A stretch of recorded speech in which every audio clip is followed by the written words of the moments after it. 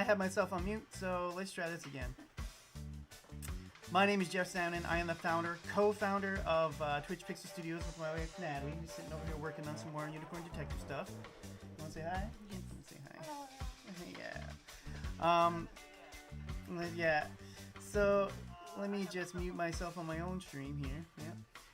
Yeah. So we're here today to do a little bit of a work day. She's working on stuff over here that I can't show you, unfortunately. Some awesome stuff that we have coming down the pipeline. I'm going to be working on our actual trailer that we have up and coming. I want to show off some of the work that we're doing and kind of show you guys where we're at.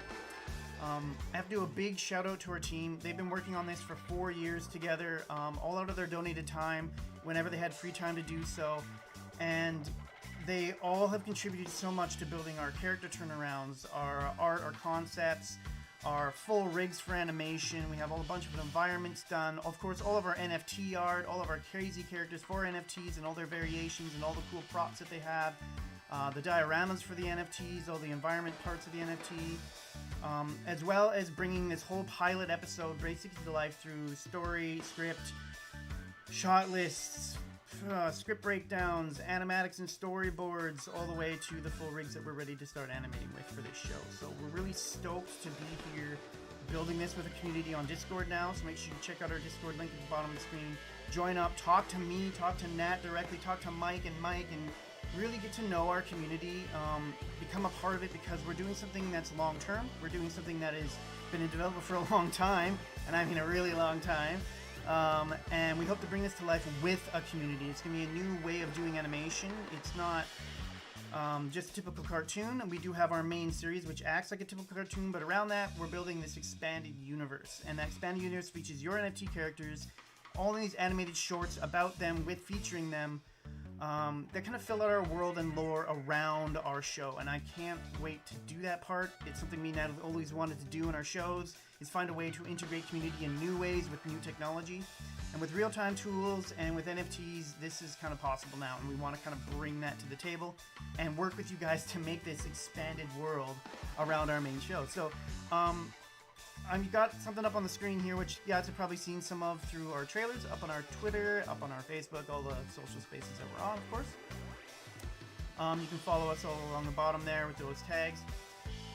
This is part of our main trailer that I've been working on, and this has been, of course, a labor of passion and love of the last couple of months. I did my last live stream where we built this background with this piranha character, and I totally broke him down into a character rig and started animating him a little just for some loops that we could use during the animation of the trailer. So that was like one of the last things we did. And of course we got our main trailer here that starts. Let's find the end of this point for you guys to where we left off. It's about right there. Here, let's end it there. And we'll just watch it through. This is my favorite part about animation, is the fact that this used to be just a drawing Nat did, and now there's life in them. And that's huge to me.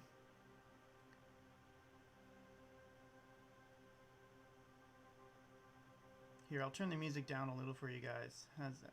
It should help. Yeah.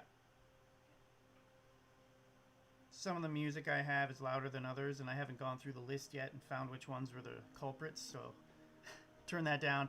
And I'll even turn my mic up a little louder for you guys. Maybe that will help. I don't know. We'll see. So this is going to play through once on its own, and then we should be able to watch it.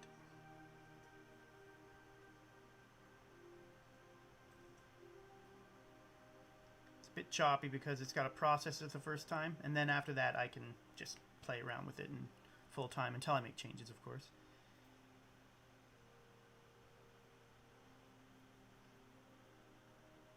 And this is the scene I'm going to be working on today. This is the Jew Bridge, as I've been calling it, because it's a bridge and a ridge. Jew Bridge. Jube Ridge. Candies. Wow, it sounds a lot worse when I say it the first way.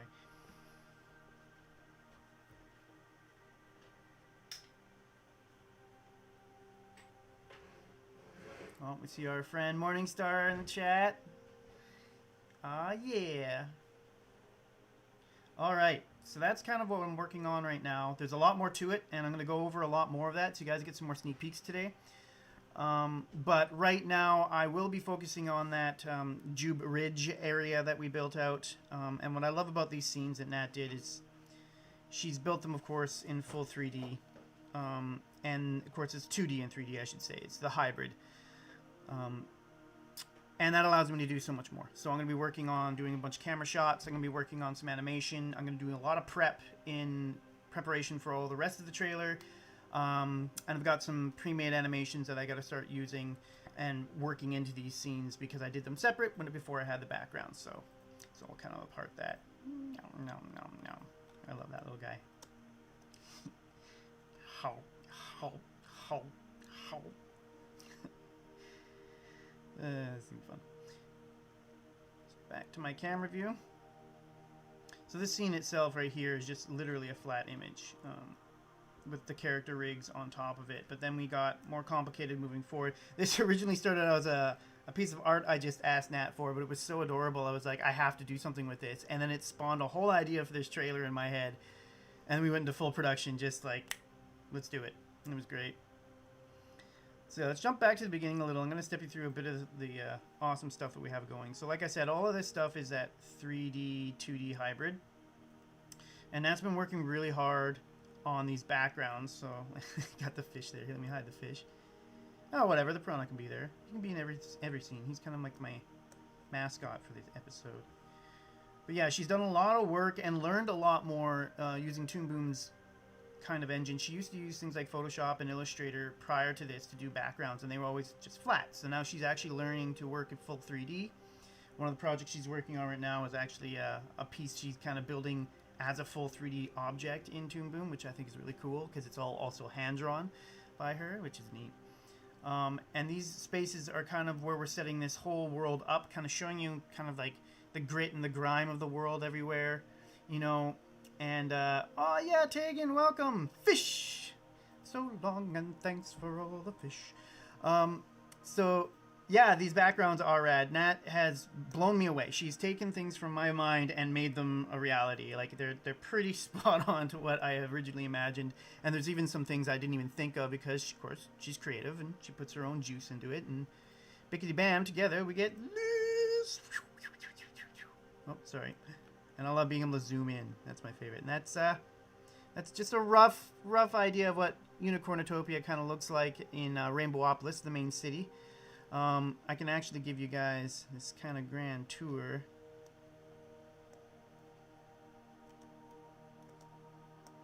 Let me pull back here. I got myself stuck.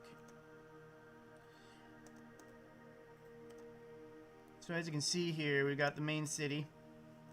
And then there's this huge gap around the city, and it's kind of floating up above everything with bridges to get across to the outlying dregs. This is all Mythigan that lines the city all the way around. And that's where most of our story takes place. The Rainbowopolis right in the middle is kind of a glitz and glam city controlled by the Sugar Barons.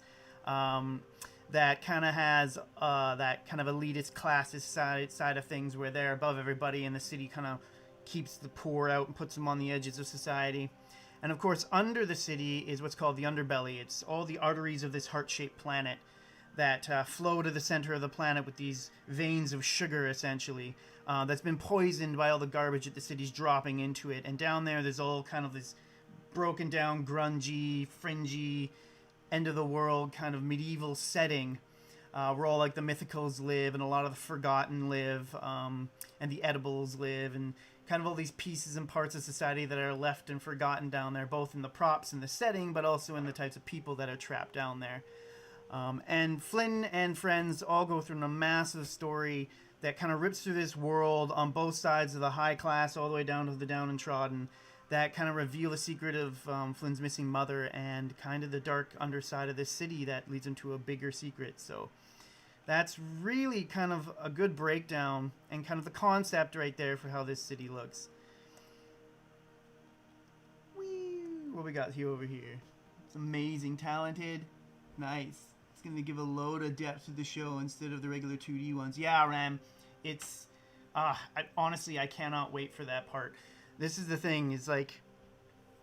We started this as an animated series, and we were trying to find ways to ingrain the community with our show, but there was never really a way to do it. except for like doing Kickstarter and giving them some like t-shirts and stickers and mugs and stuff. Although Tagan, I know you love our mugs. But it wasn't enough. Like, we wanted a way to have this feedback loop with the community, this way to have them tell stories with us in the world without us having to change our whole main episodes and our main storyline every time we have new feedback, and or like start writing a script to the community and then it takes like a year to get one episode done. We wanted to figure out a new way to do that, so we came up with the kind of expanded universe idea of these animated shorts. So it's really small, bite-sized, manageable animations that we can do quickly with the NFT characters we've already made the art for, that they own, have ownership over those specific characters because they own the NFT.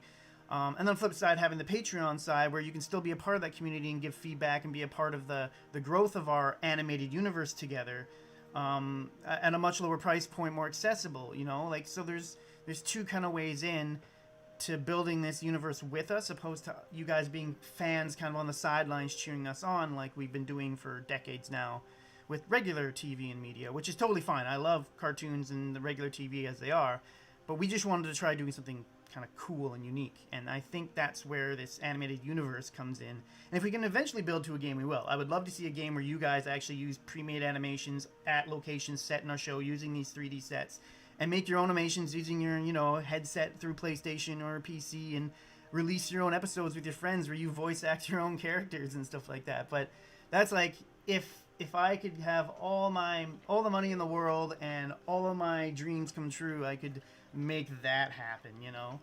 But for now, we want to build this kind of show that does that. And speaking of that show and these kick-ass sets, Nat's other sets that she'd been working on kind of developed and got just better every time she had more practice in Toon Boom. And so this next one is for a scene at the very end of our trailer, and I cannot wait to show it to everybody. I'm not going to give too much away, but this just turned out to be such a good idea of how even if you're at someone's nice backyard at their house at a kid's birthday party, it's still just gross, graffiti covered in trash. This is what our world is like. It has become a cesspool no matter where you go. Even in the glitz and glam of Rainbowopolis with the big sky towers and spaceports at the top of these freaking skyscrapers, there's still all this grunge and all this grime that just covers everything in filth. And because a lot of their stuff is candy based and made of candy, there's also like hair and dust that gets stuck to the candy over the years, and you have to pay people to like wash and clean them, and like just so much going on in this crazy world. But the detail that Nat's been putting in, just like even the spilled cup, the grunge and grime, the broken chunks in the picnic table, like this is the kind of stuff that she throws in that surprises me. She's probably over here blushing while I work. A little bit. Yeah, she's come so far, because she used to do like she's always done amazing artwork and amazing backgrounds, but doing it in this 3D form has opened up her skill set so much, and she's just been making this so rad. So moving on from this one though, it's a little more basic. She moved on to build something even more crazy, which was the space station scene that we're working on. So everyone knows there's not just stuff happening in the city of Rainbowopolis and around Mythigan. There's at the top of the towers, like I said, in Rainbowopolis, there's actually little ports that people can dock their spaceships in and fly off to other planets in their solar system. It's a bigger universe than just Rainbowopolis, even though our entire first season is heavily set there. There's always moments where you're kind of off planet or at a space station or in orbit, or, you know, there's all this opportunity to kind of do anything. It's fantasy smashed with sci-fi, smashed with absurdist comedy, smashed with social satire, and this kind of sets the stage for that first step off the planet, you know. It's kind of dark, it's exposed to space and everything. There's all these wires in the water down here. We're gonna do some special effects of spark and light and whatnot, and they're hanging over this pool. You'll see when we get there. It's great. And of course right now our little fish is still hanging out in there. Piranha, the chocolate river piranha, man. Oh, nice, guys, having your little chat in the sidelines without me. That's great. That freaking moat, love it. Yeah, the moat around the city before that drops down into the Undercity. Yeah, it's kind of like an intentional separation between the two classes. Same with the underbelly, right? So it's a visual representation of the kind of problems we see as an awesome animation team in society, and what we don't like about it, and kind of poking and prodding at it from the sidelines, you know? Yeah. Now this one blew me away, and Nat took it a step further when I asked her for a very Indiana Jones-esque, Tomb Raider-esque kind of scene. And this is... it went so much further than I expected.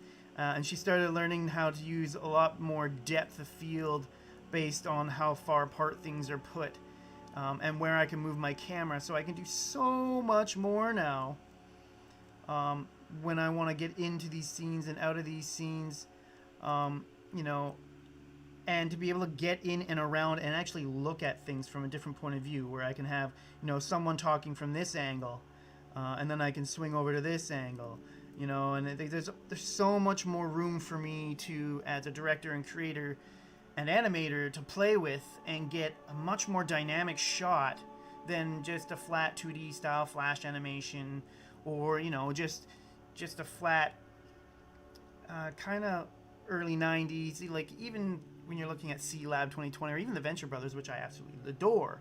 They're just, they have that flatness to them, of course, and there's an appeal to that, but I feel like this gives us a lot more power to play.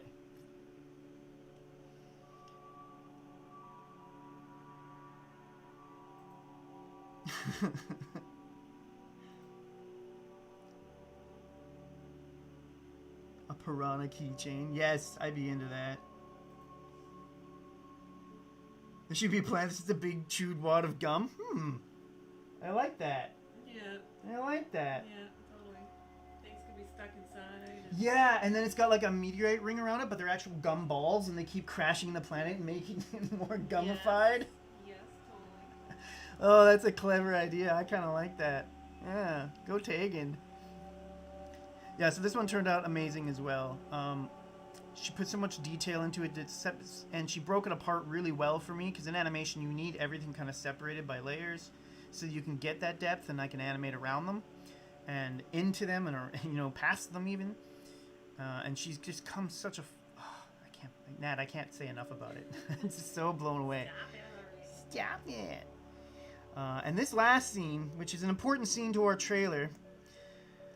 Anyone watching this who has an NFT collection or collects NFTs, who loves NFT creators and NFT art, we're looking for other legitimate creator projects who are trying to do something long-term with their community, either helping charity or making a game or something, who want to be featured in our trailer that we're animating right now. We're animating, so get in quick.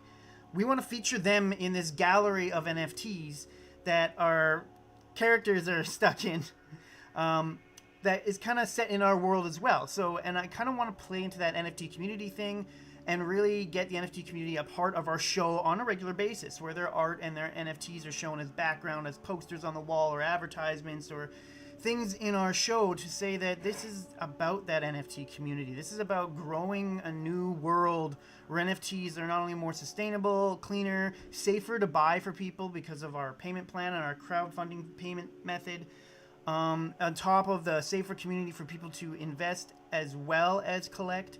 Like, it just needs to be a part of this show, I think, because we're building it with NFTs. So if there's any projects out there who are interested in what we're doing, like what they see, and want to be featured in our trailer, reach out to us directly. You can find us on our Discord. You can find me on Twitter. I am behind the Twitch Pixel Anim account on Twitter. I am Twitch Pixel Studios on our Discord. Natalie's there as Nerd Natalie on both platforms. You can reach out to us on any of them and get a hold of us, and we'll talk about how we can integrate you not only into our trailer, but into our show on the long term. And that's something we want to embrace. We also want to embrace fan art. We also want to embrace our Patreon's fan art. So if you subscribe to us on Patreon, the same thing applies. You can get your art and stuff added to our show, even if it's not NFT based. We want to include our community and have them get nods in through like these Easter eggs and this expanded kind of universe that we're building that will hopefully eventually grow into the expanded metaverse we're all building together in this space. So this shot is indicative of that. It really shows off our world. There's like blood stains, there's dirty footprints on the floor, there's like a bloody palm on the hand here. This place has seen better days, and this art gallery used to be obviously in better condition. But again, we want to be able to like swoop in here and get really good shots of our characters interacting with all this awesome NFT art on the walls, with a few nods to some of our favorite NFT projects. So yeah, that's where we're at right now for a trailer. These are all the different environments we're going to be using for what I'm going to be animating. And today, like I said, I'm going to focus on Jube Ridge. So this is really going to be me trying to figure out what I want to do with the scene.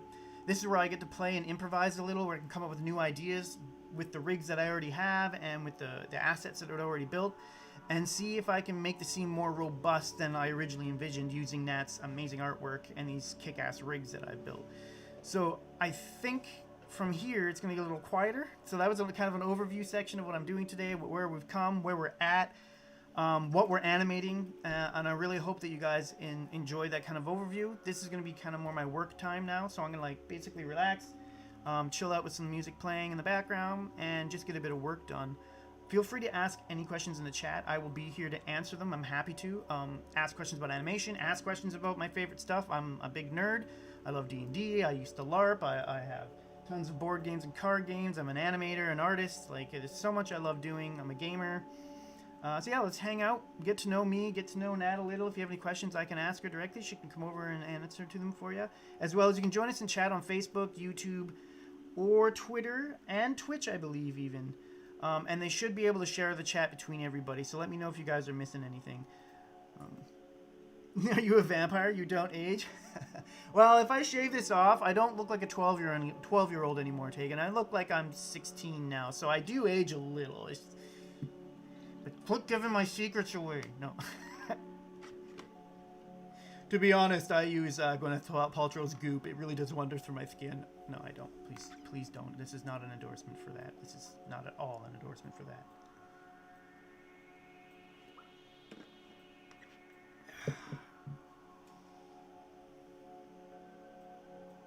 I'm just a high elf? Yes, I am a high elf. Nah, I'd rather be a wood elf. High elves are kind of like nose in the air, you know?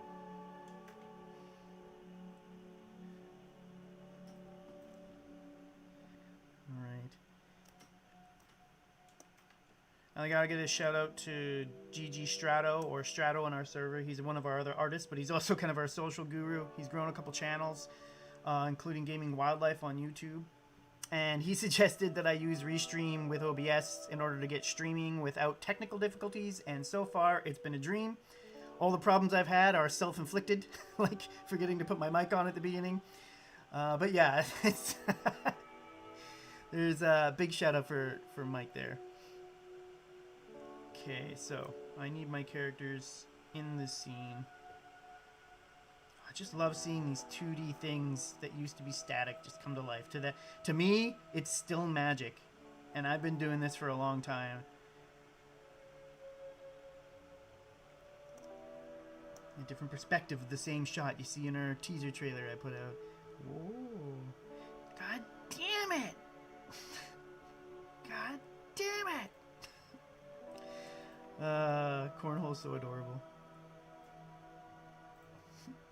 God damn it! I can't wait to get my buddy Eric. He's going to be voicing him. He's amazing. His voice is so deep. Eric Arg. Tegan, you know Eric. He used to come out to the deep. Dennis, the peasant, part of the Knights Hecklar, who used to always heckle us on stage. So good. Okay, so I need to find this scene, which I think I start right here. There we go. Now, foolish me, I had done a bunch of work on this scene already and got the characters in place and had them animated with the fish and everything in one of my past live streams. And then realized, oh wait, this was the wrong file. I'm supposed to be working in the final file Matt's giving me of the environment. So I just brought them in again. Their animation is still there. I just got to get them into position.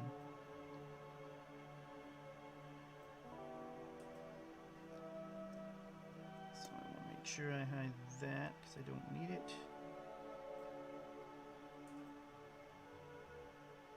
Yes, because that's a set there. So that's actually my main set.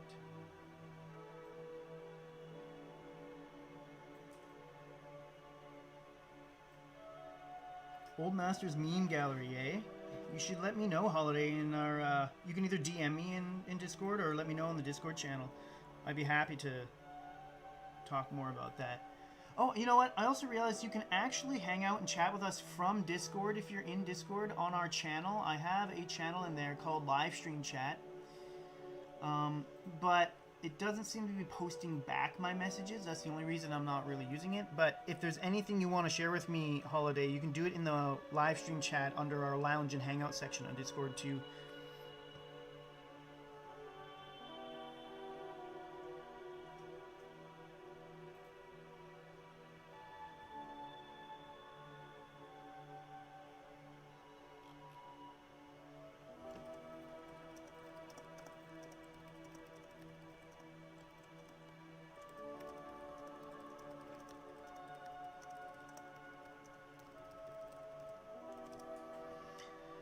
Alright, so with that, sorry, just making sure I'm getting, my streams are still working everywhere.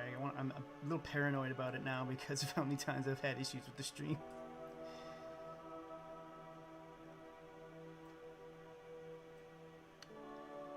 Okay, everything seems to be working.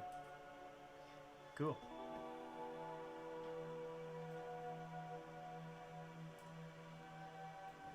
Okay. Oh, and I lose Flynn's eye there, so I'll have to work that part out too. Oh no, that's just because I'm in that. Oh, you notice that, in 3D view, sometimes the layers disappear if you're spinning around. Like, if I go back and I spin a bit, there's parts where Flynn's parts kind of flicker over top of each other. I think it's because their Z-index is so close to one another that it's almost the same depth. I bet you if I set it apart just a little further, that would stop, but you also might get a weird little parallax on their bodies, which might actually look good. Test some animation on that. That might be kind of cool. But yeah, that kind of creepy things disappear and flicker effect. It's not so bad close up though. But it is when you get a little far away. Whoa, Flynn's face. Corn's face flashes on and off in spots. But would it render like that? No, it wouldn't render like that. It's just because I'm in the 3D perspective view. If I go to camera view, it's always perfect. Like you don't have any issues whatsoever. It's because in 3D space, each layer is so close to one another that it has a hard time rendering it in OpenGL, I bet. Yeah.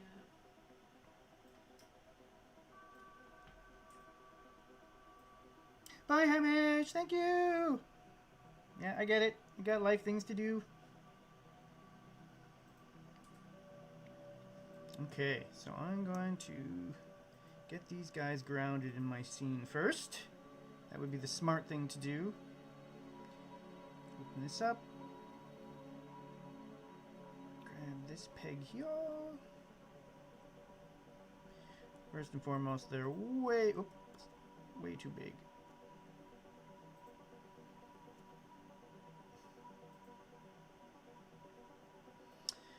Should probably be my camera view for this. There we go. Now they're way too small.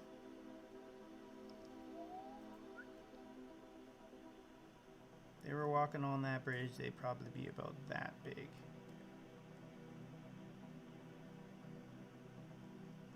And walking next to each other, yeah, I'd say about that big. Maybe just a bit bigger to be, since we're a cartoon. So now I'll have to make sure that that sits like that. How much room do I have with the river? So fish can jump out of them here. Okay, so that's about probably my stage setting for that. So the next thing I want to do now is move my camera back to where I need it for this part on the scene too. So I have a peg for my camera as well. I said my other last stream, pegs are essentially the thing outside of the drawing that you put above the drawing that you can put positional information, which means where they are in X, Y, or Z space. And it can hold it separate from the drawing so you don't hurt or destroy the drawings while morphing or changing their shape while you're animating. And for all you animators, you're like, shut up, we know what a peg is. It's like a paper doll, you know, where you put the thumbtack in the arm and the joint and you can peg it and add movement, you know. It's the only analogy I really know, so I keep using it. So for the camera move, I'm going to go to my perspective view, no, my top view. Add my top view here. Ding. And now I can pull through the scene as much as I like, but I need to see my camera view in order to get a good idea of where I'm going. So I'm going to want to pull this out to where I have my final shot. In order to see my final shot, I need to turn that on. Clearly I've gone back too far. So probably about right there. That'll be my full final shot. Maybe a bit further back, just to get a bit more of those bridges in. And then you know what? I'm gonna bring it up a bit. To right about there, so it's more like we're looking up at them. There we go. And as you can see right now, I have them actually falling into scene. So now that I know that, I've got to go back to this peg. I got to move up here, find where they finally land, and decide where I want to put them. With this. Back to camera view here. Grab my group. Turn this on again. So if they're that low, we want the fish jumping up out of the water. The fish aren't going to be that big. I'm going to scale them down a little. They are a bit big for that bridge now. So we should put them there and have them fall to like right there. That should be their final resting spot.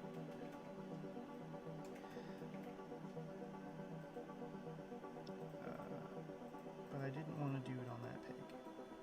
There we go. Now I want to pull this back to the beginning so I know their starting spot. So now they fall into scene. There we go.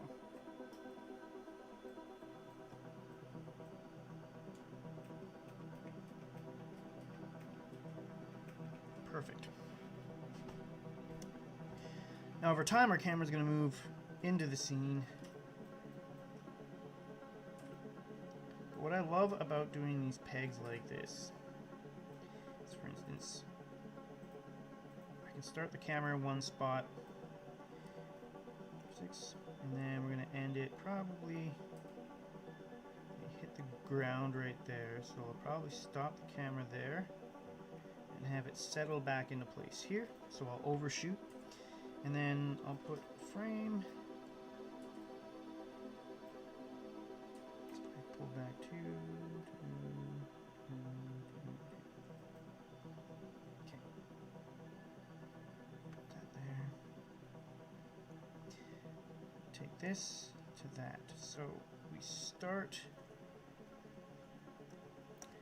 with our camera peg.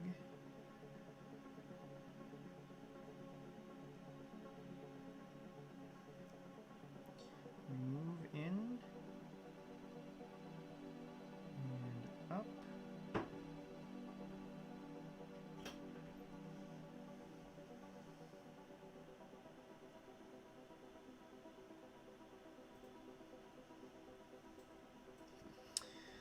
So I might even want to be closer and up more.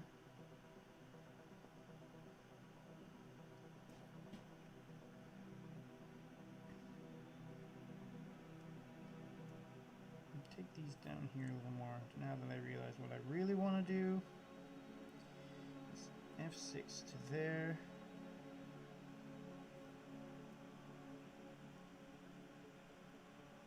It's back even further for now. And what I want to do is go from here and follow them down. Goosh. A little further than I need to. And then back up again.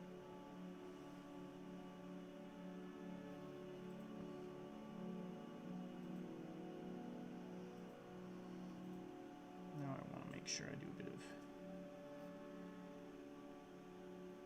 ease out at the end here. There. Actually, let's do that because it should ease out to there. And then here,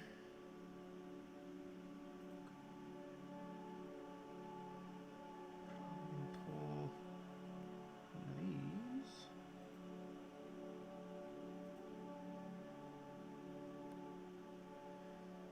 See with that. Now we have a nice, oh, let's copy that. Move this back one, paste that there. So our starting point is always right there. So it follows them down.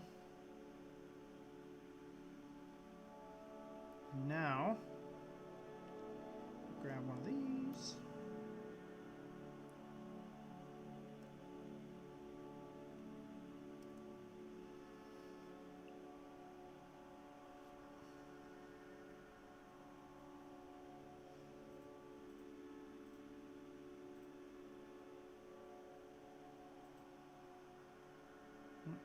Forgot to change that to what I want, which is more.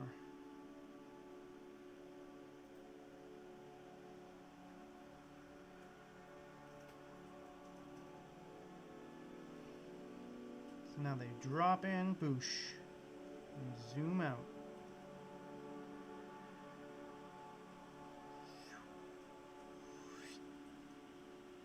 Yeah, boosh.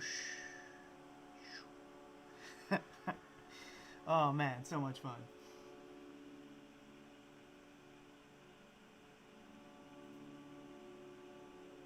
I would love to talk to them, Holiday, about some collaboration. Like, if we can, we're looking for awesome teams that have a decent community of people who are passionate about projects, that want to work with us as well, and collect our NFTs or support us on Patreon or join our community and just help out getting our name out there. We're very grassroots, like I said. We don't really have massive marketing budgets to throw around at people. For some of these places are asking like a small house worth of money for promotion. So we're trying to do things as grassroots as possible.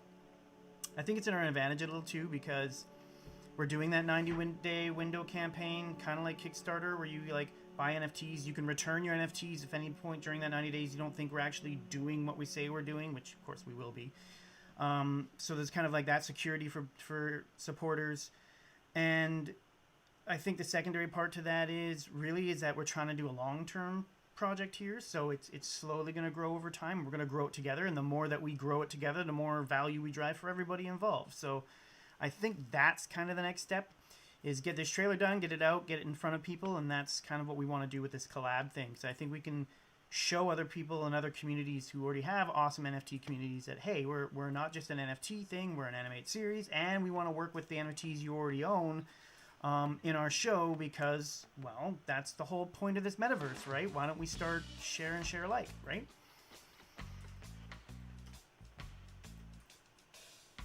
Yeah, you saw their Twitter? Yeah, they look pretty cool on their website too. Yeah? They got a decent, cool roadmap we can look at? Yeah.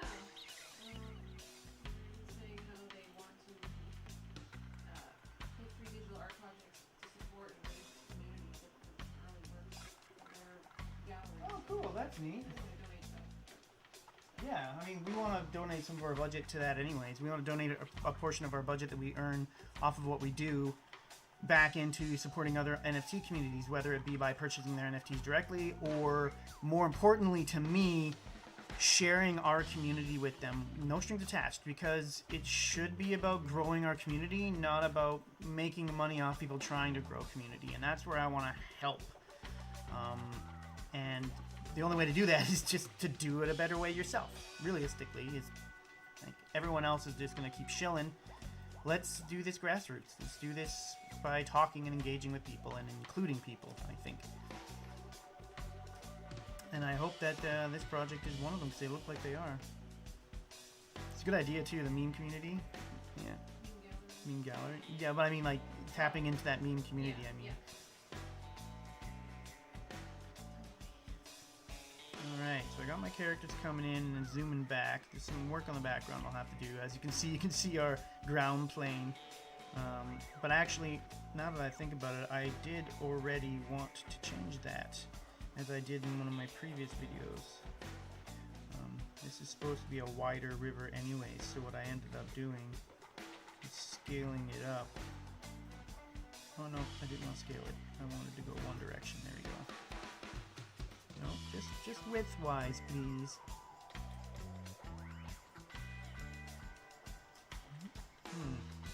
Okay, fine. You don't tell me what to do. You are the artwork.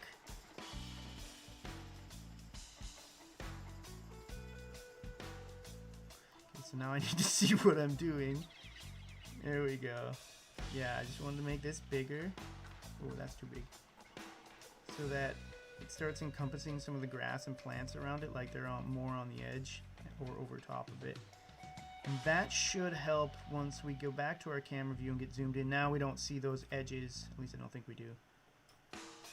No, now we don't see those edges there.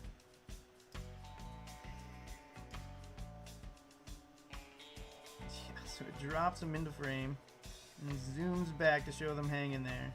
Clearly I gotta do work up here, but that rope is definitely not in the right spot. And I gotta redo my knot. I actually did, like I said, I animated this once already, but I did some changes to the rope, so I had a knot at the top, so it looked like they're actually hanging off the bridge. Hey, but at least I got that fish chomping away at him. So now, in fact, let's go grab that fish. Let's show you how I can just copy animation. This is part of that whole automation process that video games have been using for years that we wanted to take advantage of, because clearly they know what they're doing. Real-time tools are another thing we're working with. Unreal Engine is something I'm building towards. But what I really want to do is turn this fish on. Yeah, there he is. Let's grab this guy, start to finish. Go down here and find where I'm working. And throw him in here. Oh my god, he's actually eating them! Oh my god!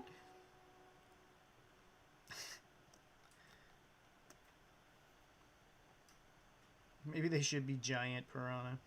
Yeah. Why? Chocolate River? Giant Chocolate River piranha? There you go. That's exactly the point of our show, is you should always be looking at characters and the places and being like, why? Because it's absurd. That's why. Getting back to my node view here. Make sure I don't select that. Here's my piranha right there, but I need my puppet babies can be disabled. There we go.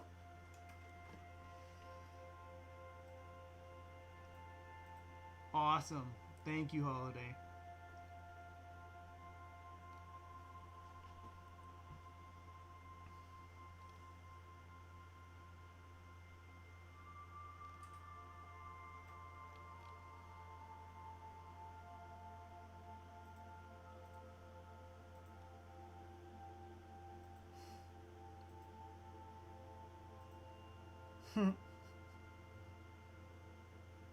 Yeah, I just watched it. Oh, Holiday. The old Mapsters meme gallery one. That's pretty awesome.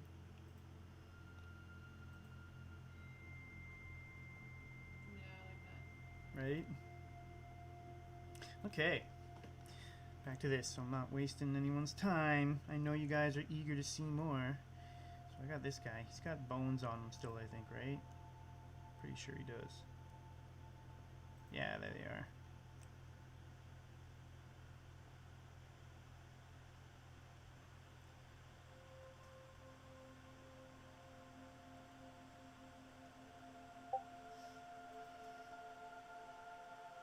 Okay, I could do a little work on that, I think. But overall, that's pretty close to where I want it, but I need to move him as well. Without animate. No, actually I do want animate on. And I want to move this guy just on his peg, not on the art layer, just on the peg, so I don't affect any of the animation I already have. Make him smaller, more like the size of that. And he's going to be the one that gets almost up to them. These guys are too big, but they're a good reference for me. Let's see if I can find them in my node view here. Give them a peg. Where's that peg's pivot point is somewhere crazy. Move that more to the center of them. There we go. Let's shrink them down. See in my camera view, if I pull back to that part in the scene, that's where they're gonna be. Then we're gonna want to have these guys over a little. And I need to take into consideration where they're placed in space, because that matters too.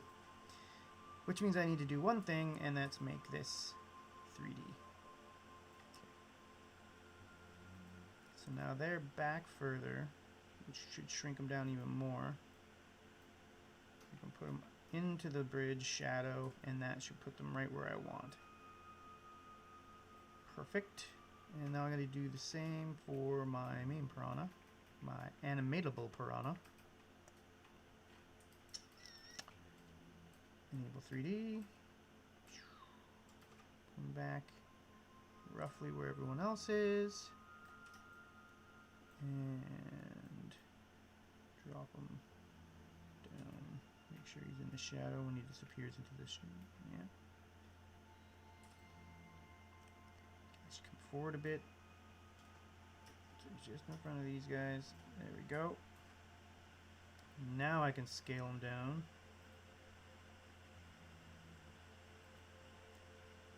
Oops. I want to go up. Shift B. Piranha peg, okay. Just to get him to match this guy closely. Maybe a bit bigger because he's the more animated guy. There we go. Alright, so he's positioned, so I'm actually going to go to this art layer, and I'm going to, actually I'm going to duplicate my art layer just to be safe. And then I'm going to delete this fish underneath.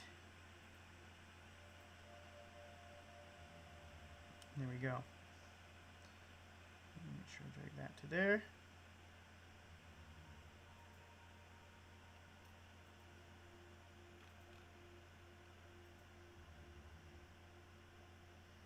Now I gotta find where I put that keyframe. There we go.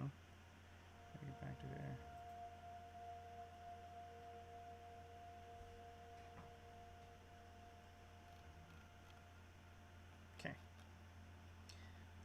Collapse everything back down so I don't get overwhelmed here because there's a lot going on. Leave my camera layer out. Zoom back, pull in. Let's just have a quick watch of what I got so far. It's not much, but that's how the animation game goes. Boo! Guess I could start it closer to the beginning, right? Yeah, I should start right there.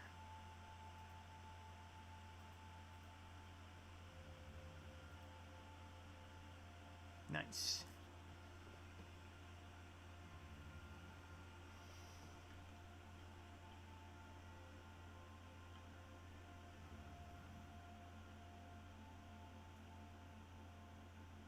Holistic is a great word. Dirk Gently's Holistic Detective Agency. One of my favorites. Douglas Adams is like my hero.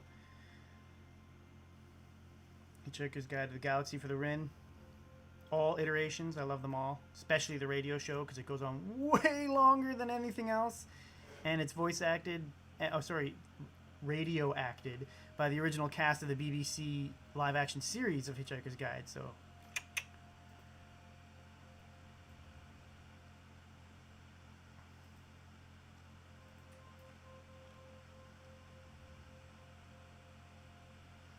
okay, we're all sick of watching that. Next, so we've got him in the scene now, and then we got to pull him back just like I want. So I'm going to want to have these fish kind of appearing from under the water first, and then one of them jumping out, and then a couple splashing around underneath. So now I'm going to break these guys into their own little character rigs, but I'm going to do much simpler. They're just going to be a static image I add some bones to and just animate over time. And maybe their fins, so I keep their fins separate. Starting with that bottom guy especially, because, I mean, look at him. That guy is gold. Let's go to the node view over here. And next to this piranha, actually, yeah, we're going to go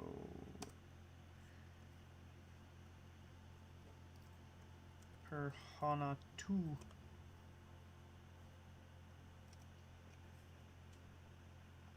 Of course, I'm going to add a peg to that.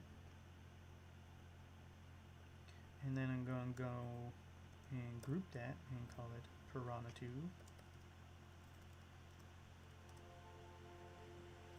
And that itself gets a peg. That peg gets connected to the seam peg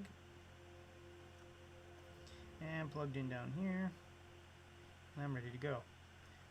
Paste him in here, and now I've got him on a separate layer. I'm going to go Piranha to fin, which didn't appear here, so where did it go? Oh, Piranha to fin. Way down there for some reason. There we go. Fin's going to be above the body, plugged into its peg, but also with its own peg. Actually, let's do this. I think that'll be better. No, the body peg should control it. So I'm going to give this another peg itself. Just because I love pegs. They don't hurt to be there, and you can add more information to them as you go. Back to this. Now I want to grab just this. Let me do a bit of work on that. Let's delete that. Turn these on so I know what I got here. And now I need stroke.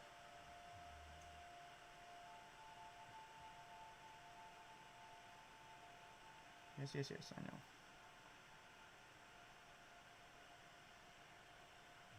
To this guy so I can select his color.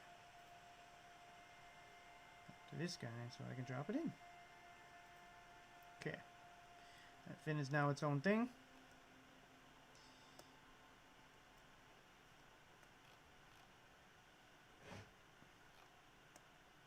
Although its pivot point's way up there, so let's go and drop that there. There we go. And one last thing I always do is a little option called bring it up.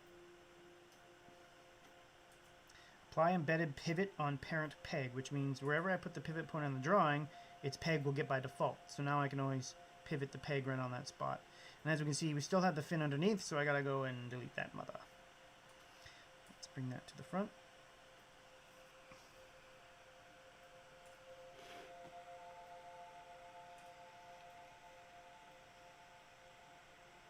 Alright. That being said, my drawing tool here on this layer, I need to remove that line there, and there. Grab this guy here, and delete all of that. Now,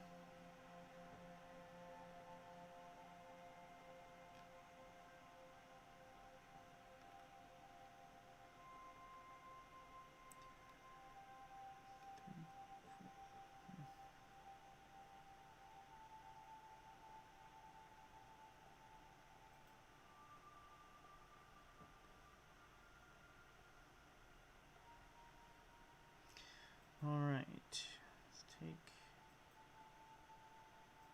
oh that's good, I like it. So now I'm going to go back here, this as its own layer,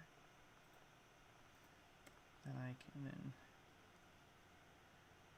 and move around. Good. This guy doesn't need much more than that, I don't think.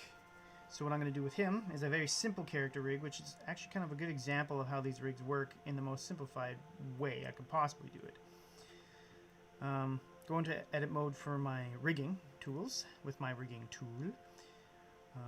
And with him, I'm probably going to set it back here. No, I want it up here still. So I set a root point, and that root point is where everything will pivot from. And it's kind of a stationary point, and if you move that point, everything moves with it. And in this case, I want it separate from the character model. Then I want one right in the center of his body here as a bone. And there's two ways you can do it. You can do bone, three technically. A bone, a curve, which is like a swoopy line with Bezier points, or a whole wrap deformer, which is a bunch of curves that wrap around the whole model. I'm using bones in this case just to keep it simple. Then I'm going to make another bone right around his tail that will work as his tail bone, literally. And then I'll pull out a stick out here just to finish off the point so I have that extra rod to move the tail around. These little round areas are called the area of influence. So essentially I want to, on my tail, only have it influence that area, so it only bends the artwork around the tail and be a bit bigger. And then of course I want to do the same thing for my head area. But in order to do it big enough, I have to move it up a little.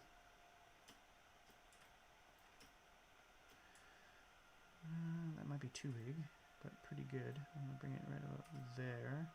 Oh, I added an extra bone I didn't need by mistake.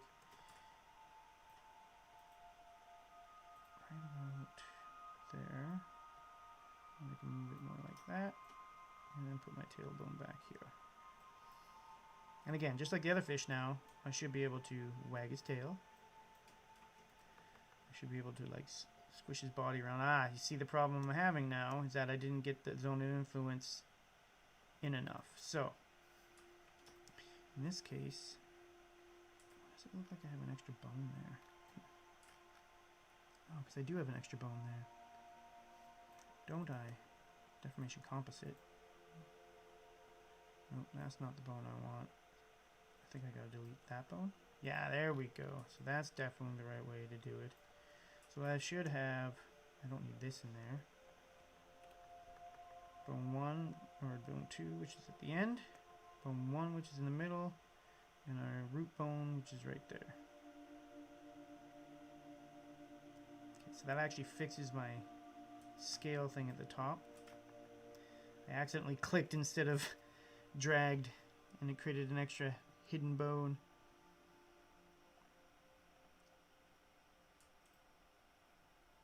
Shaped. Nope. I want it infinite. Yeah, infinite.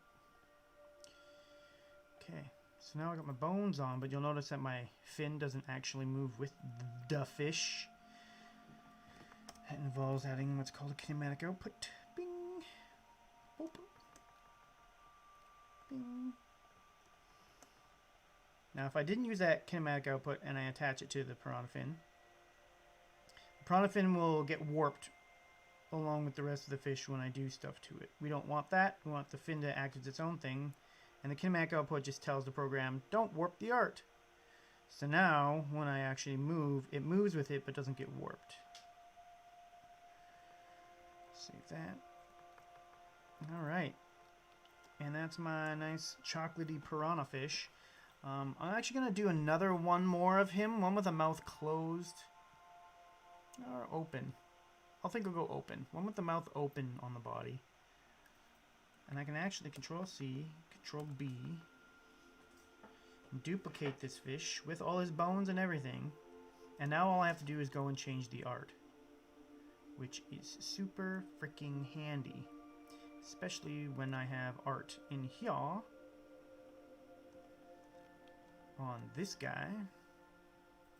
So I'm going to drop back here on this. Let's find the right layer of art. That one's the mouth open, slightly open, and closed. So I'm going to go slightly open, I think. So I grab this here. Oops. Copy that. Now I'm going to set this back to nothing. Jump back up here. Turn off that. Find my fish. I think it's right here that I was working on him. I don't know why.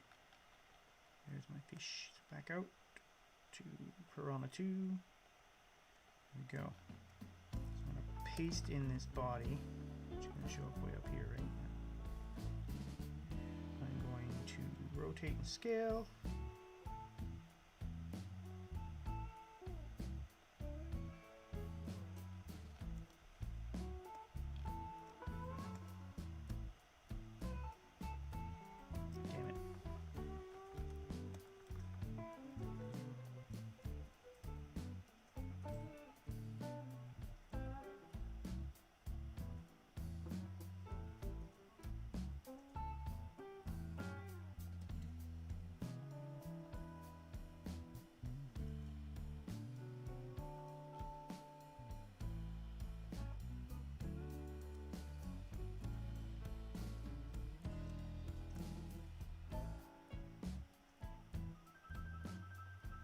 Get it roughly where I want it. Pull that out. however, like the chocolate, and I need the eyes and stuff still.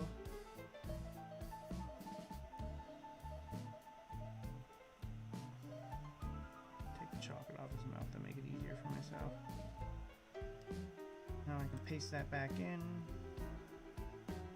Send it back. Now I got a different fish I can make squirm around differently than the other fish.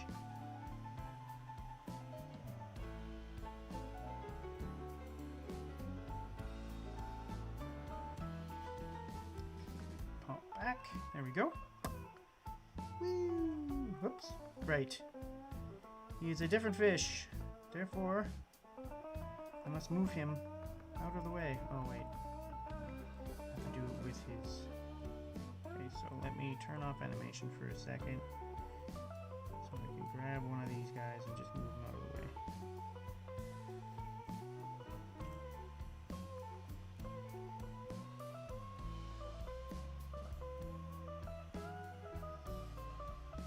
And now I'll grab him from his... Move him down out of the way like this so I can see him better. There we go. So now I got these two guys. Fully animatable. Good. It works. Do you work? Everything work, y'all?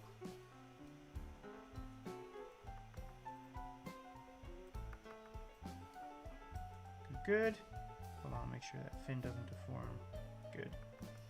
That's really the key there. Don't let the fin deform. But you can still move it. Like, even if I put it over here, it'll still move with this bone. What? What? This doesn't seem physically possible. But it is, when you control the physics. I am a god.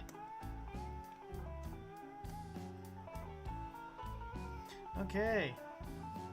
Turn off my deformers. Now I have all this rabble of fish down here all facing the same direction. So what that takes is a little bit of animation and some flipping around. So let me just get this sorted. Let's flip that guy. So if I move that peg, I should be able to move it through. Okay, and if I go down, you'll notice he's not in the right spot in 3D space. Again, that enabling 3D, which means it's going to be the same for this guy. I want to enable that 3D. Close that. Also want to make sure I have my pivot point in the proper place for my characters. In this case, down here. And I think the same thing's going to be for this guy. Yeah. Down hither. Okay. Turn my animate back on. Save. Actually, I can leave animate off here because I do want to position these first in 3D space. And like I said, this guy is also going to be off place. So I'm going to get him cutting into the chocolate there. Now I can grab both of them in my perspective view and pull them back to the right spot. They are, in fact, in the shadow. I'm going to put one back here. And then I'm going to go back to my node view. Grab this guy and bring him to the front of the shadows right here. And then I'll have my main guy who jumps up and bites them. He'll come out of the middle right here. So let's actually bring him down, make sure he's in the middle. And he can actually come forward a bit. Right about there. Which means now, I don't even need this layer anymore.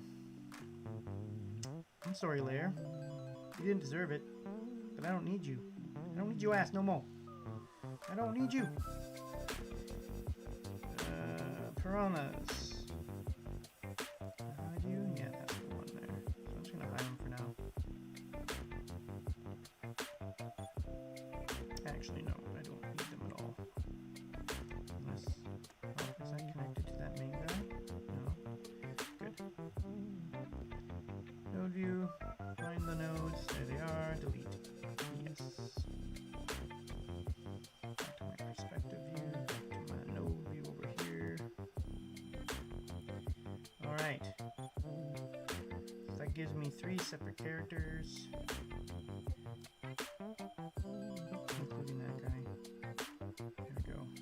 All with their own bones ready to animate. All right. Coming along.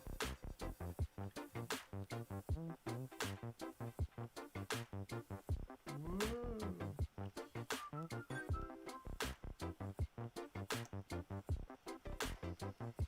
Man, does it look good in that canopy? So.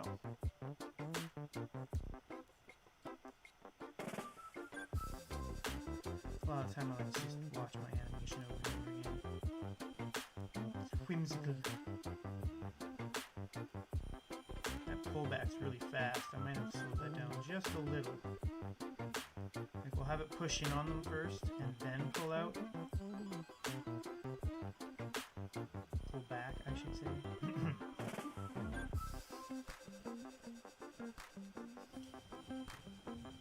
So right here, I do want it to pull back like that. So 1, 2, 3, 4. That allows me to start here with a little bit. Oh, I'm gonna want to start 2 more back to right here. Oh, sorry, right there. And then that.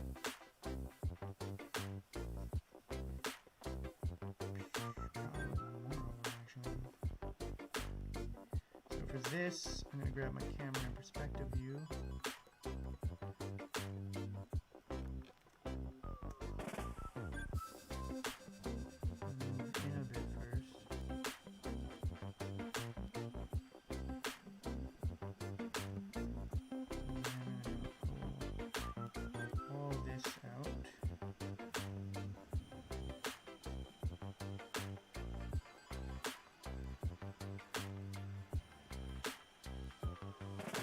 That.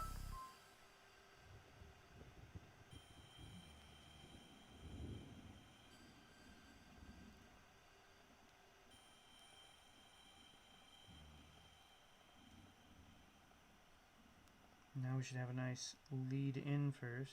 Oh no, it didn't work. Oh, because I didn't actually push it in first. Oh no, because I have... I'm going to laugh about this in a second. I didn't turn animate on. This little button down here, I have to turn on animation to make keyframes retain their new information. Okay, so we have it pull back from there forward. So that's where I want it to be, and then it settles out, so I get rid of that one.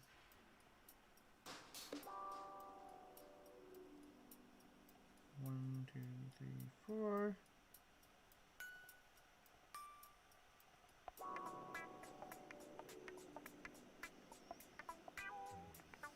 That has to move in towards them a bit.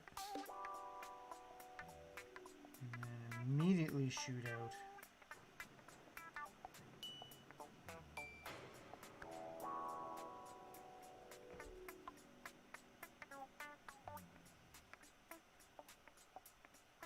Okay, that should look better. Stop that there. Save. Back over here.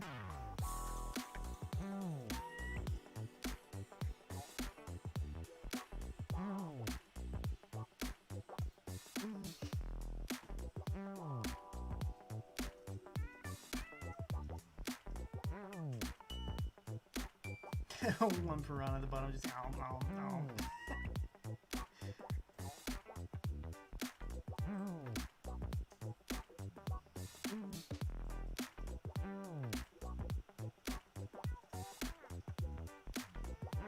Looks so good. So happy with that. Okay, there we go. Yeah, that pull in first really gives you time to kind of absorb you're about to move, and you see more movement back out opposed to like just a snap out almost.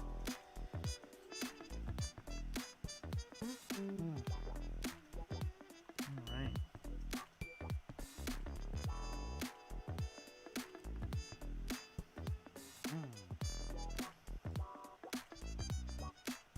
It's fun to watch in 3D when you skew it crazy and make sure all the animation's broken from each other.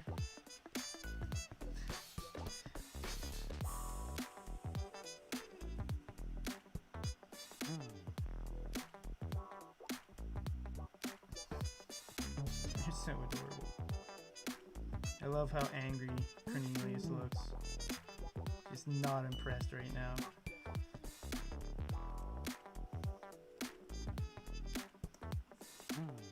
He's super cute. He's one of my faves. Alright, so that's my stop point there, because now I want to get at least one of these fish jumping out of the water at them.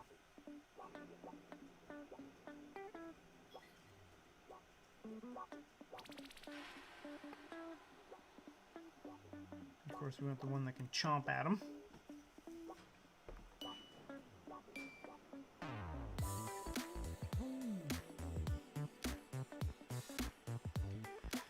Save that.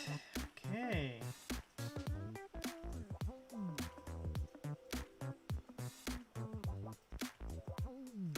For this guy, I want to start him lower. I want to make sure he jumps up pretty quick, but then he hangs there for a while. And then comes back down. So we pull him up.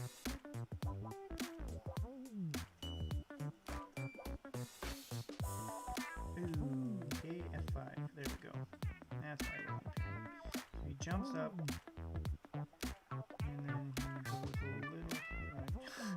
Let's extend him all the way through the scene, please, Jeff. There we go. So he goes up, and then once he gets here, he's gonna hold here for a bit, getting just a little bit higher until he drops back down again. Whoosh. Okay. Gives me a really, really, really rough animation.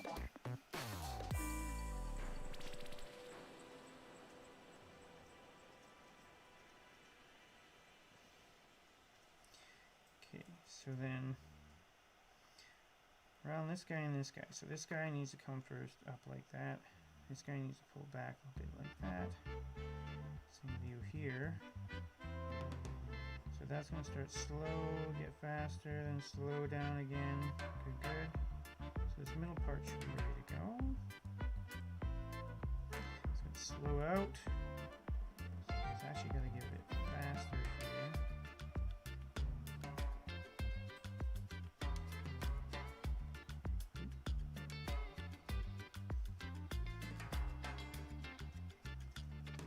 And then he's going to have to turn and sploosh. But I'll do a lot of that on my actual deformer. This is just to get the initial motion up, hang, and drop back down. And I think that hang actually needs to be a bit longer. Probably 204 frames. Just to really feel 1, 2, like a long hang sesh. So let's just start there.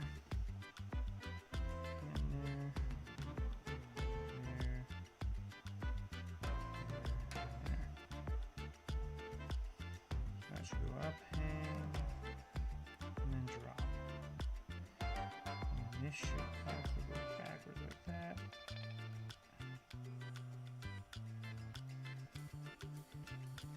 So jump up, hang, and drop. Let's see how that looks. Repeat from there. Up, drop.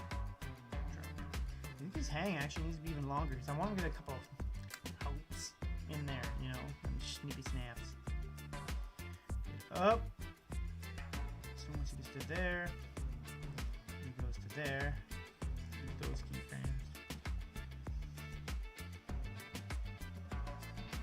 And pull that 2, 3, 4, 5, 6, 7, 8. Let's do. Actually, no. 7, pull that back. These two go here.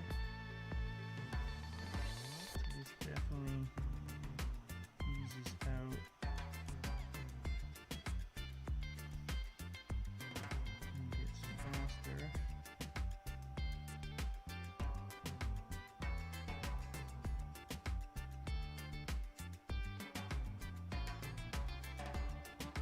This has to really ease out.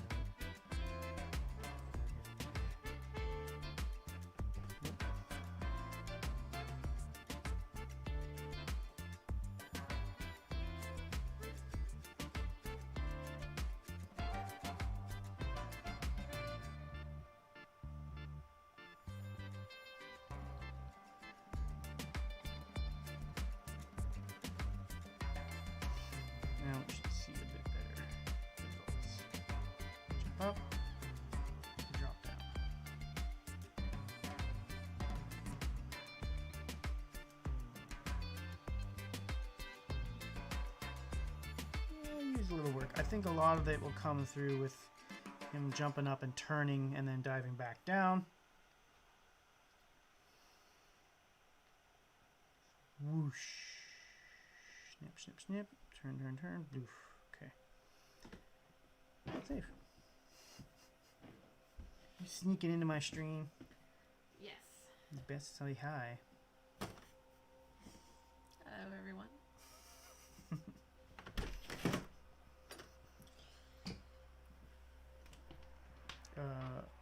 Would you put some coffee on? Thank you. Coffee. Sweet.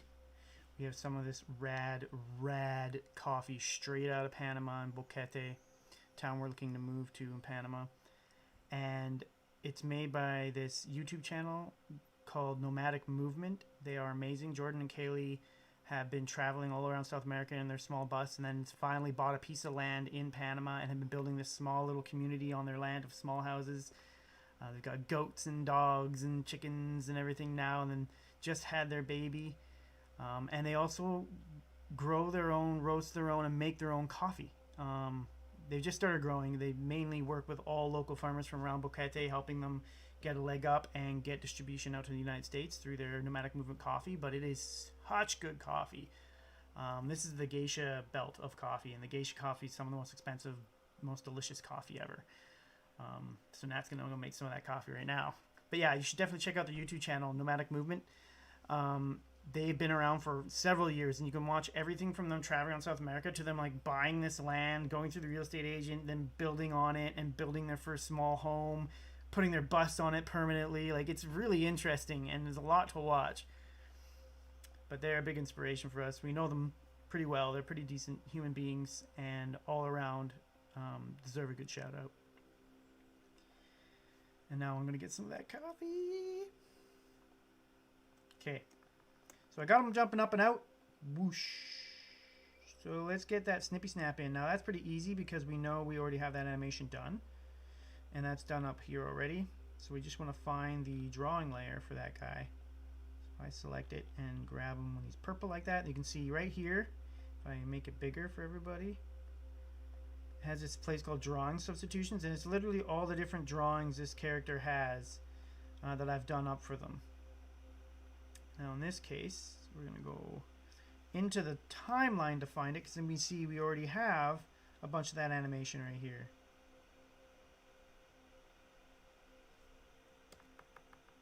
And we're going to bring that animation down here.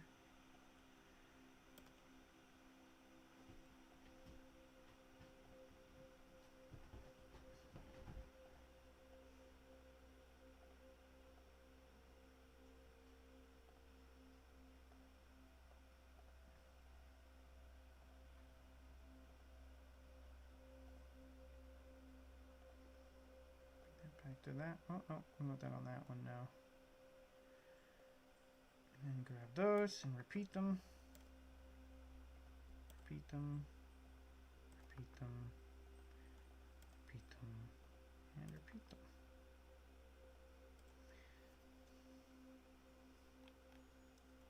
Okay, so now I feel like I somehow broke that loop and I made one of them bigger by mistake. Not sure. We'll watch in a second here. Oh no, it works fine. Okay, so now we have this piranha jumping out of the water and snapping at them. Hop. Very Pac-Man-like, in a very perfect straight line. So, not great, not terrible. Definitely needs some work. Make sure I collapse this again. Select all of this and make sure I turn that off. Now I shouldn't see any in-betweens. Good.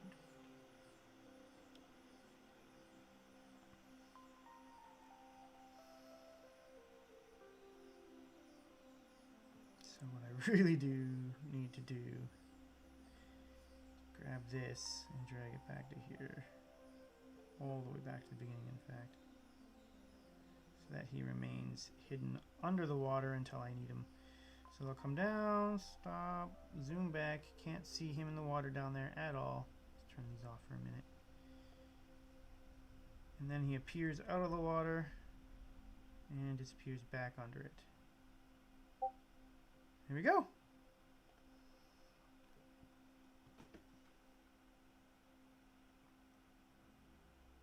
Flopped onto its back. See now, since it's a 2D flat image and I'm not building full turnaround rigs, you can't get them to turn like that unless I did like a loop and he just falls back into the water. And that was kind of what I'm intending to do. I'm actually going to offset him one way, Tegan, and then have him loop up and end in a different spot over here, more offset this way. But you start with your root animation up and down, and I can just keep adding pegs to that and adding more animations, starting them in different places without destroying the previous animation I did. And this is the power of Toon Boom Harmony, is that kind of layered animation that you can do with this parent-child hierarchy of drawings and pegs and all that crazy stuff. And if they were going to appear in lots of episodes, of course I'd do them as a full 360 turnaround rig. But just for the trailer, we just want to do something nice and simple that gets the point across.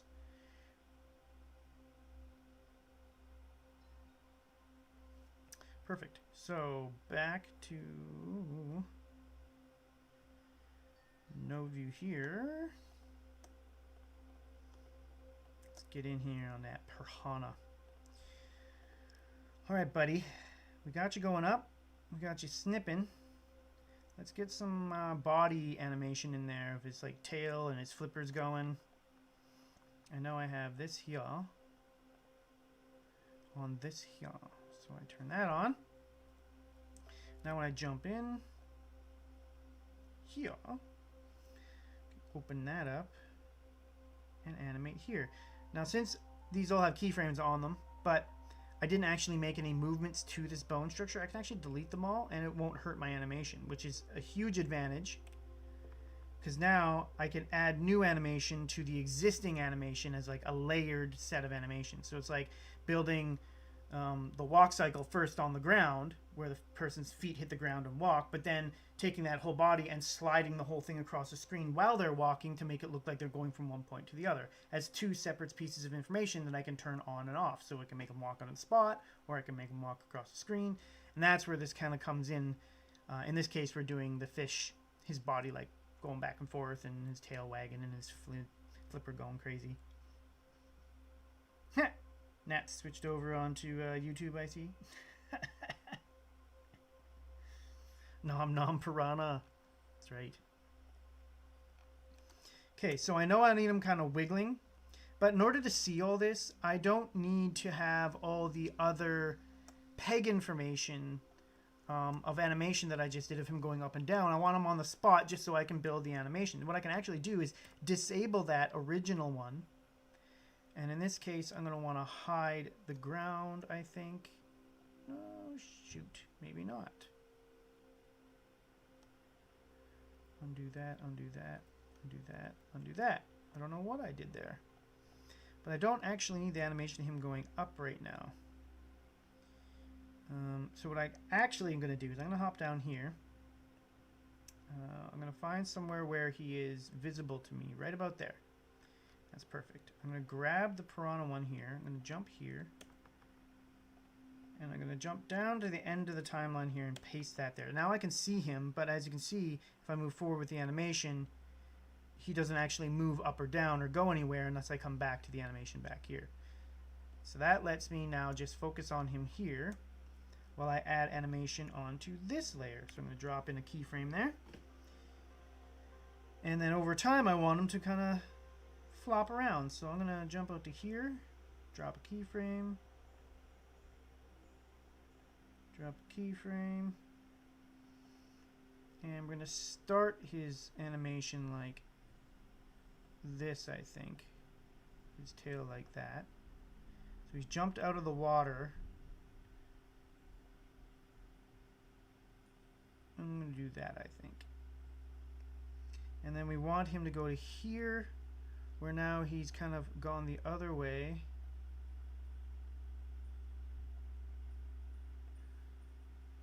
And then we want him to go back to here. over time. That being said, I can take a bit of easing here and a bit of easing here. Turn that back on. Take that frame there, move it there. Take that frame there, move it there. And now if I turn that on to start there and end there, I should be able to loop that animation. Now we can see him kind of like, you know, fish out of water styles while he's like chomping. So that is separate animation now from my main animation of coming up and out of the water, but I can now merge the two together and have him repeat that motion all the way up. But one last thing I want to do is animate that fin. So there. I want to find that fin specifically, which is right here. Perfect. So that's its peg. Now I want to make sure that when he's back like this, that his peg, or his fin I should say, it's more like that forward and like right there. And when it's back here, I want to take it more down back like that and back to here. Copy that from there to here. And then do the exact same thing.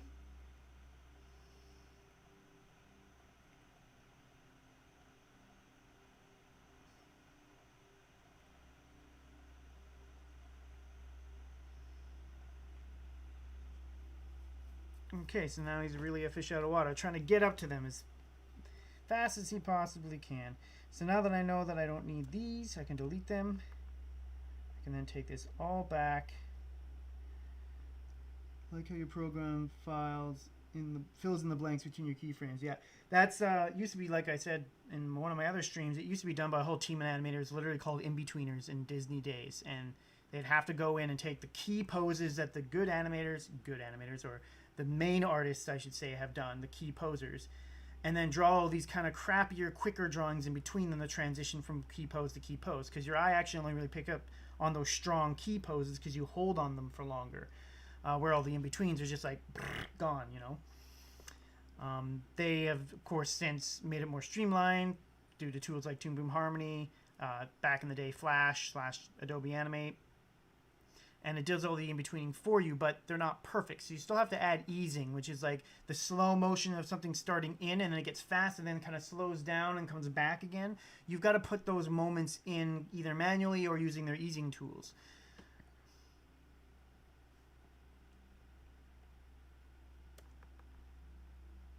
Now I need that to there.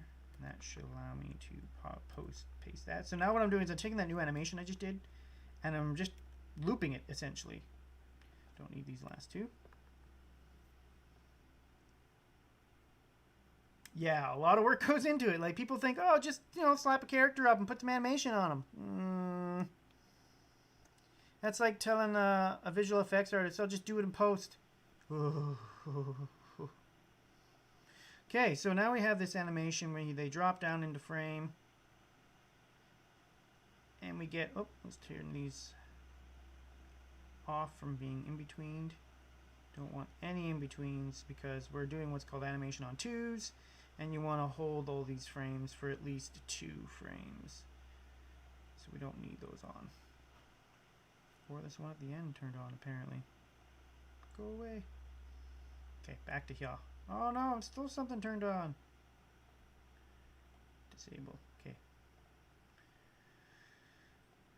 Jump back ahead. Oh, you guys got a little sneak peek you shouldn't have seen there. The birthday party scene.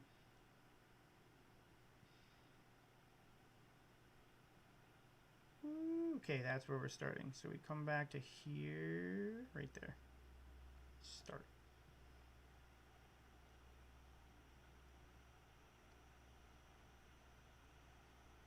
Nice. And then he jumps out of the water at him. Yeah. So let's pull this up. I can even make it nice and big for everybody.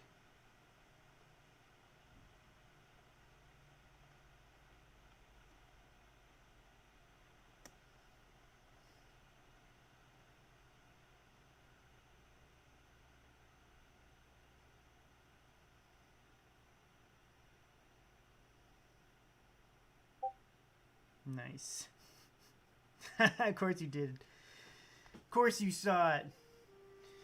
It'll be good. It's actually a lot of fun. That'll be part of the main trailer. I'm not going to be working on... Some of these scenes I won't be working on live just because I don't want to give too much away, but I definitely wanted to work on this scene to give everyone a sense.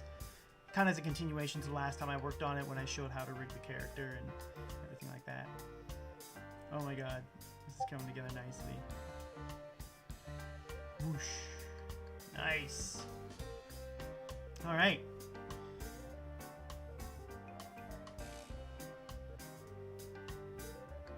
That brought me to here? Yeah.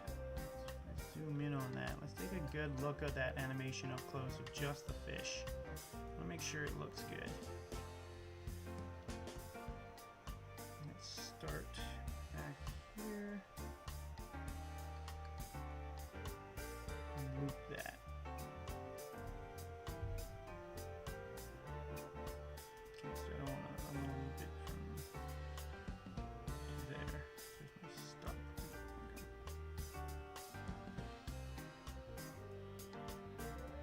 But now he really looks like he's trying to get up there, you know?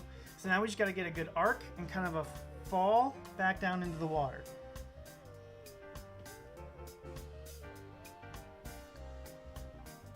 You just got okay, yeah. I can turn the music down. Some of the songs I haven't vet through yet, and so they get really loud compared to other songs. So I gotta level all of them first, or otherwise they're gonna overtake my stream on me.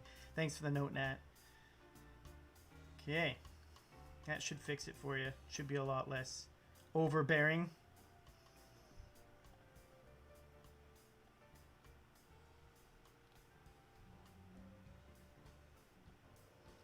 Okay, so let's pop my timeline back up here, pull out my node view and my tools panel, drag that over. So we've got a pretty decent animation going now.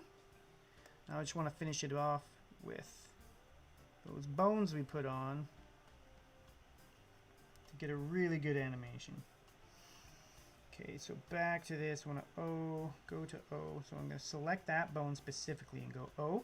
And it brings me specifically to the bone, and all the bones that are connected to it are open, which means any animation I apply to this bone now won't affect the bones underneath. If I closed this group like this, then any animation I add goes to that bone and every bone beneath. So in this case, I don't want that. I just want that main bone to animate, and I can actually go into that main bone's timeline and remove all these frames, because technically I haven't animated anything on that bone yet. So all I have is this basic starting position. And now what I'm going to do is animate it over time, starting a little offset screen, kind of up into an arc, and then back down as the fish starts falling. So I'm going to start him over here. He's going to get out of the water and come to right about here. And then we're going to want to have him come back down around like this, probably like that, over here.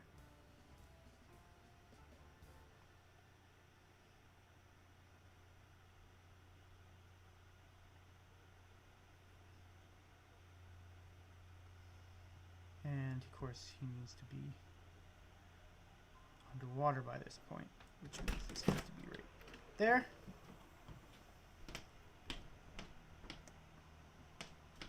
Coffee's ready. Ooh.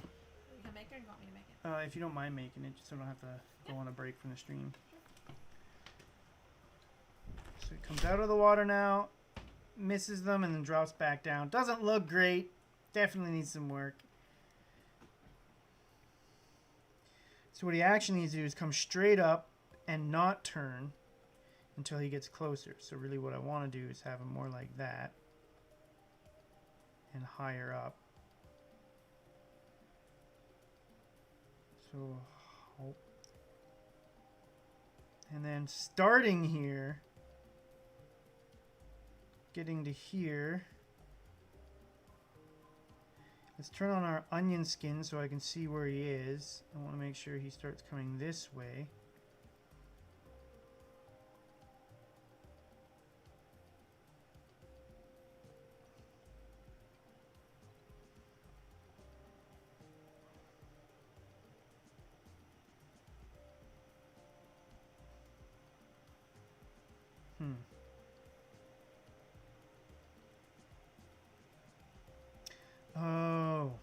Shoot. So I actually want this. Crud. Let me undo all that. So I have him coming up and then hanging out there and then dropping down as I see fit. Perfect. Okay, so I do want that, but now I'm realizing it's actually this bone. Nope, not that bone. It is the first bone, isn't it? Yeah, it is. Okay, so he comes up.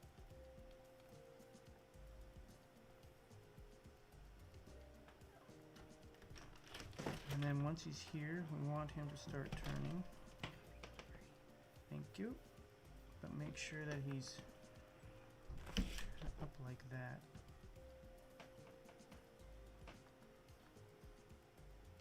Why is that not animating properly? Oh, sweet, sweet coffee. I'll figure it out with some coffee.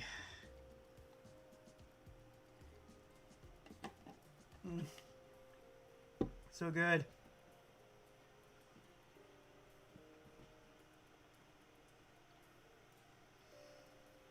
Okay, so yeah, that's not supposed to happen. So I'm gonna take that, like that, and then I'm gonna hand animate this the way I want it. So he should be more like that.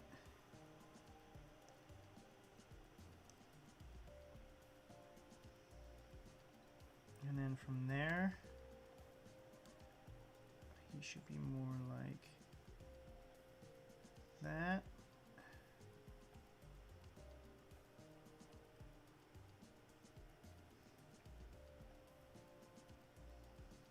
And then he should be more down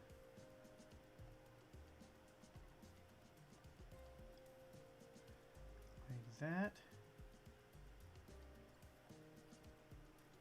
I don't care what's next, I only care what's last. Okay, so now we should have him jumping up and out of the water from one side and then turning. See how I get a much smoother animation there now by hand animating it? That's because sometimes the in-betweening, like I said earlier, doesn't quite work the way you expect. So you still got to go back and do a bunch of hand kind of key poses for each individual transition, which isn't as hard to do since you have these bones.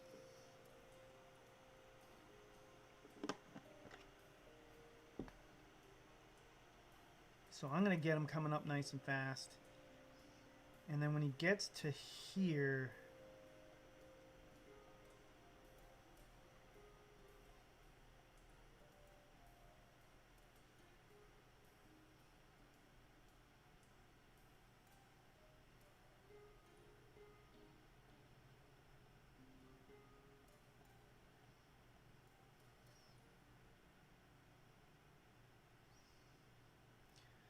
sploosh.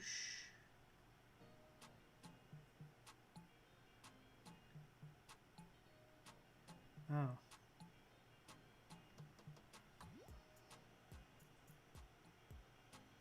So I've overthunk this. I did. So I need him to get there, and it's here to here before he starts dropping again.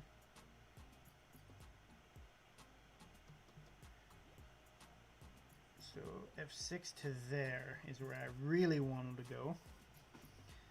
And from that, I'll want to make him go like this, but up here.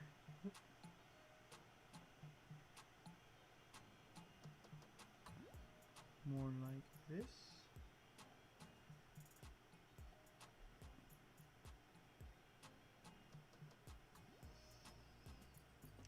And then once he's here, he should be more down like this.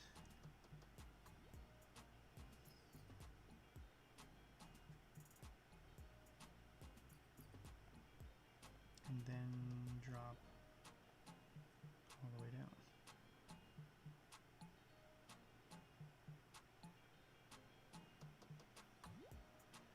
Down here, you should definitely be basically straight up and down at this point, just a little offset.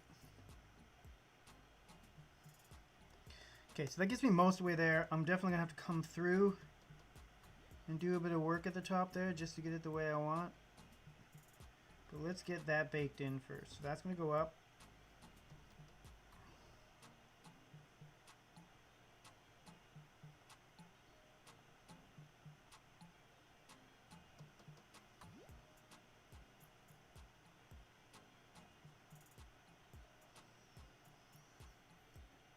Out of the water, up, do a bunch of stuff right here, and then drop back down. So this part here is pretty good, except you want to make sure he holds there for a little longer before dropping down. And then we're going to make him just drop. And we can take the in-betweening off there. Now all we have left to work on is this kind of top section. Not happy with how it works. I am going to do here is create a scene marker just so I know what I'm working between. And extend that for like 15 frames. And then what I'm going to do is set this from here to here. Oh, that's not enough. Hold on. Scene marker. 16, 17, 18, 19 frames. There we go. And I'm going to do this little neat trick. Create a keyframe on every second frame, which makes it just like on twos, which is the way we do animation in more of the television industry. Let me drop that down. And now I can go through and do whatever I want up here. So now I have this frame coming to here, coming to here. Not happy with that. So already I have to kind of like up. Nope. More like that.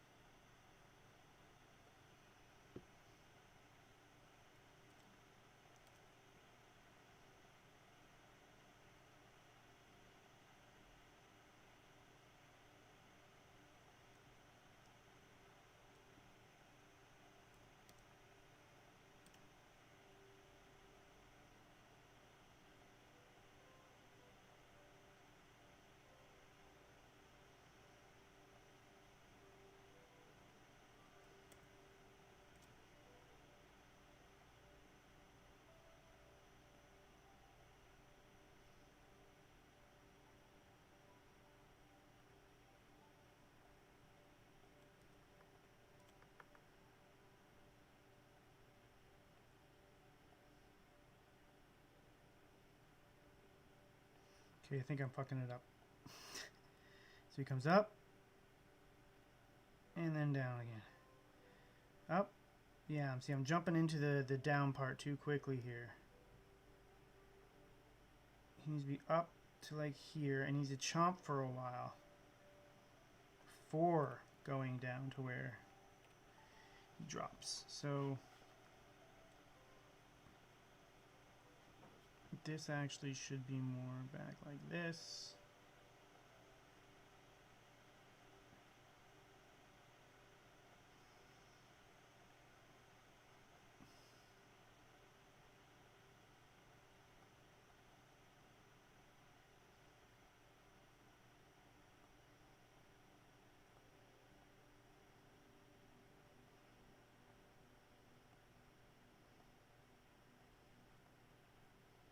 Actually, here, let's do this.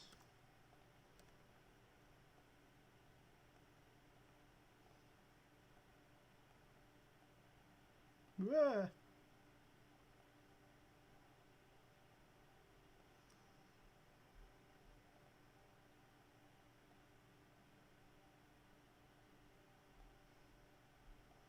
It's not going to come up and kind of like snap at them while getting closer.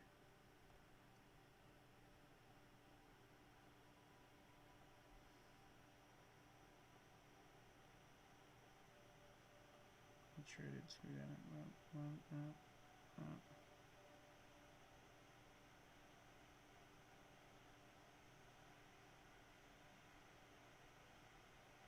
I think Tegan's right. Maybe I'll have him flop down onto his back instead.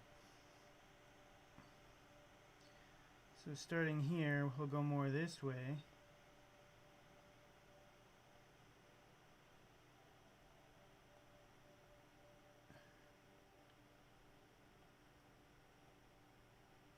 Start his drop descent here.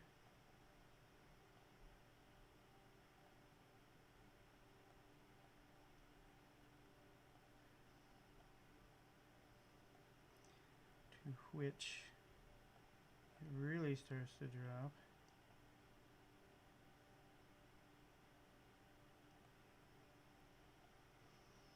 Until he drops all the way back down into the water. Oop.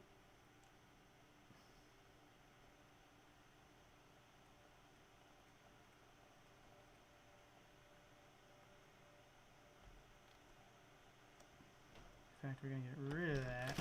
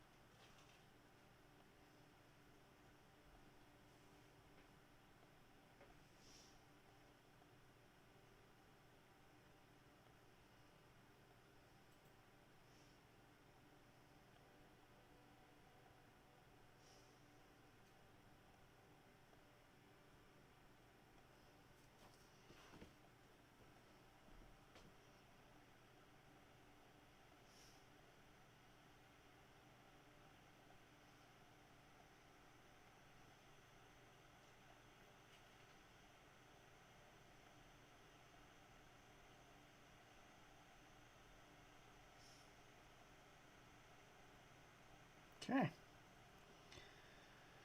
Whew. I don't think I blinked that entire time. Let's zoom back up. Let's turn off all our deformers and let's just hit play and see how that worked out. Nice! It's a bit of work at the arc. He starts to drop a little fast at the beginning. Actually not that bad. I like it. Yeah, me too. He starts his spin and gets faster at that one point. I like it, actually. Yeah. Just out of reach of them. Of course, I'm going to have them like lift their legs and be like, yeah, you know. Awesome. There we go. First piranha animated. Woo. So let's do a quick walk through the entire scene again, or animation, or play of the entire scene. So let's take us from the start point right there. No, that's not a good start point.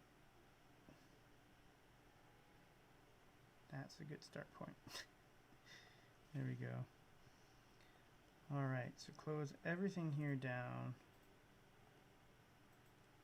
I'm going to do myself a quick favor. Every once in a while I like to do this because sometimes I get things that have in-betweens that don't need in-betweens, because everything on ours is done on 2s. I don't want those in-betweens there. So let's hit play, stop, back to the beginning. Okay, I'll hide all this, and zoom in a little, minimize this, deselect that. Oh wait.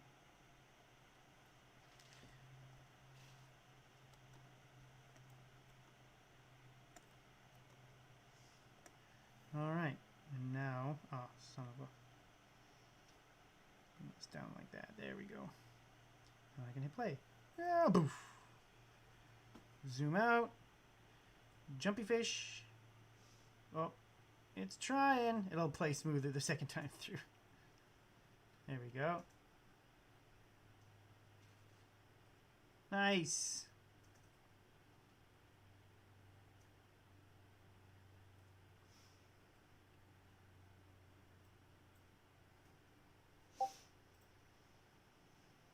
There we go.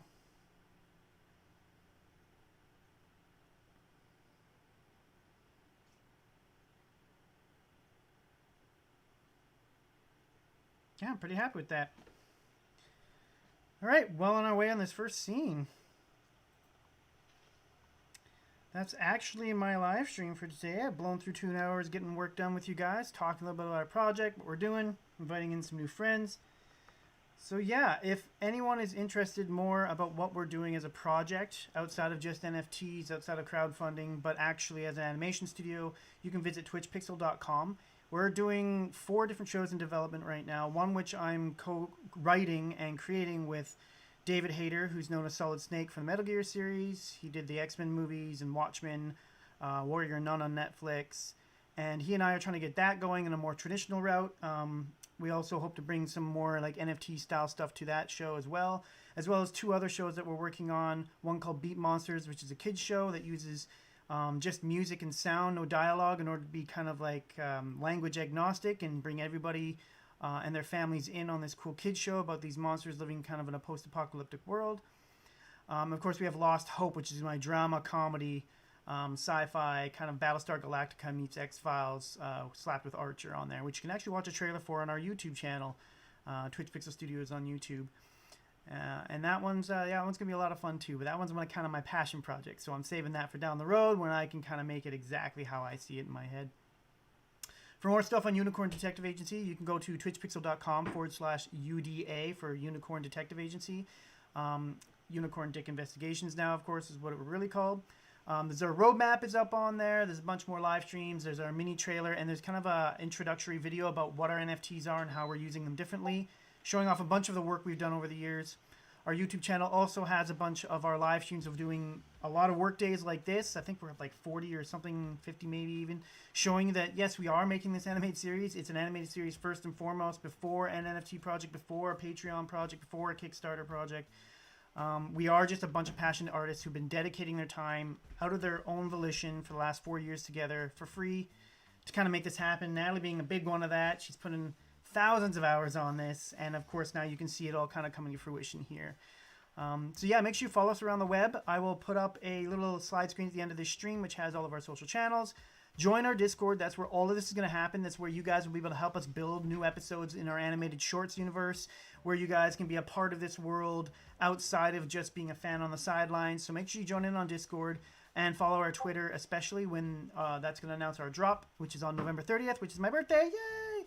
And again, it's a slow campaign, kind of like a Kickstarter, where you can buy our NFTs and support our show and make it happen and make the expanded universe happen with you guys. So yeah, lots of love to everyone who's been there for us so far along the journey for the last 10 years that me and Natalie have been doing this. We're finally pushing into something we feel is a realistic goal and a realistic way of doing things for a small indie studio trying to do something unique in the animation space. And we hope you guys all join us live in these live storytelling events so we can make new animated shorts together. For that, I'm signing off now. You guys got to see a little taste of our trailer that we're working on, kind of a breakdown of what's coming up in the pipeline. Again, any creators or other NFT artists out there who want to be created or and integrated into our show and into our trailer, please reach out to us. We are totally open to this, and we want to make a better kind of metaverse for everybody. So signing off, thanks for coming in. It's been great having you all here, and yeah, we'll see you guys next time. Twitch Pixel out.